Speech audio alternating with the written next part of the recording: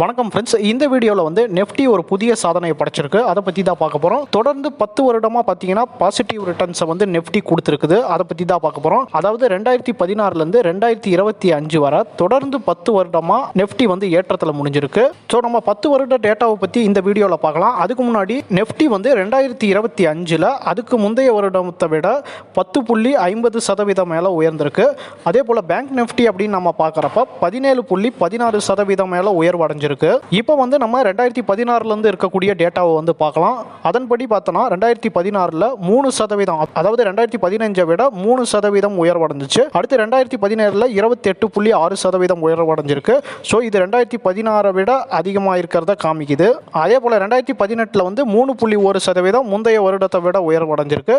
அடுத்து 2019ல் 12%, 2020ல் 14.9%, 24.1% 2021லையும், 2022ல் 4.3%, 2023ல் 20%, 2024ல் 8.8% உயர்வடைஞ்சிருக்கு. அடுத்து 2025ல் தான் 10.5% உயர்ந்திருக்கு. இது வந்து முந்தைய வருடமான 2024ல் 8.8% உயர்ந்ததா பார்த்தோம். அதிலிருந்து 10.5% இந்த 2025ல் முடிவடைகிறப்ப உயர்ந்திருக்கு.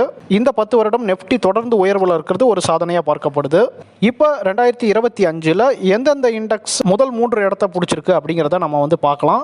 அதில் பார்த்தீங்கன்னா நெஃப்டி PSU பேங்க் வந்து 30.46% வந்து உயர்ந்து முதல் இடத்தை பிடிச்சிருக்கு. ரெண்டாவது இடத்துல நெஃப்டி மெட்டல் 29% மேலையும், நெஃப்டி ஆட்டோ 23.45% மேலே உயர்ந்து மூன்றாவது இடத்தை பிடிச்சிருக்கு. அடுத்து வந்து இந்த 2025ல் சரிவு அடைந்த 3 இண்டெக்ஸ் வந்து எது அப்படிங்கிறத நம்ம பார்க்கலாம்.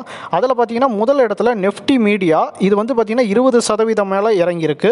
அடுத்து நெஃப்டி ரியாலிட்டி, இந்த ரியாலிட்டி அப்படிங்கிறது ரியல் எஸ்டேட் சம்மந்தப்பட்ட நிறுவனங்களை உள்ளடக்கிய ஒரு இண்டெக்ஸ் தான். இந்த நெஃப்டி ரியாலிட்டி வந்து 16% மேலே டவுன் ஆகியிருக்கு. அடுத்து நெஃப்டி ஐடின்னு எடுத்துக்கிட்டோன்னா அதுதான் மூன்றாவது இடத்துல 12% மேலே சரிவடைஞ்சிருக்கு. நெஃப்டியை சம்மந்தப்பட்ட இந்த டேட்டா உங்களுக்கு பயனுள்ளதாக இருந்திருக்கும்னு நினைக்கிறேன். இது போல் நெஃப்டியை சம்மந்தப்பட்ட சுவாரஸ்யமான தகவலை நீங்கள் தெரிஞ்சுக்கணும்னு நினச்சிங்கன்னா நம்ம சேனலை மறக்காமல் சப்ஸ்கிரைப் பண்ணுங்கள். அதே போல் பங்குச்சந்தையில் முதலீடு செய்ய உங்களுக்கு டிமேட் அக்கௌண்ட் அப்படிங்கிறது ரொம்பவே அவசியம். உங்கள்கிட்ட டிமேட் அக்கௌண்ட் இல்லைனா இந்தியாவுடைய முன்னணி புரோக்கராக ஜெரோதா இருக்காங்க. ஜெரோதாவுடைய அஃபிஷியல் தமிழ்நாடு பார்ட்னராக நாங்கள் இருக்கோம். ஸோ எங்ககிட்ட நீங்கள் டிமேட் அக்கௌண்ட் ஓப்பன் பண்ணி உங்களுடைய முதலீடுகளை இன்றைக்கே தொடங்குங்க.